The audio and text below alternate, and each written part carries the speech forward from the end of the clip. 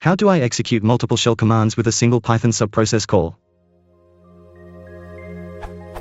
Ideally, it should be like a list of commands that I want to execute and execute all of them using a single subprocess call. I was able to do something similar by storing all the commands as a shell script and calling that script using subprocess, but I want a pure Python solution. I will be executing the commands with shell equals true, and yes, I understand the risks.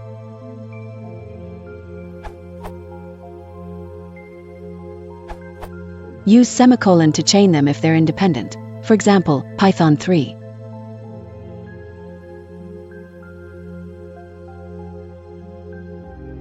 But technically that's not a pure Python solution because of shell equals true. The arg processing is actually done by shell. You may think of it as if executing /bin/shc $urn or arguments. If you want a somewhat more pure solution, you'll have to use shell equals false and loop over your several commands.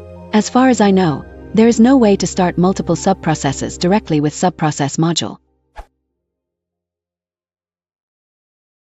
If you want to see more detail, please consider liking and subscribing.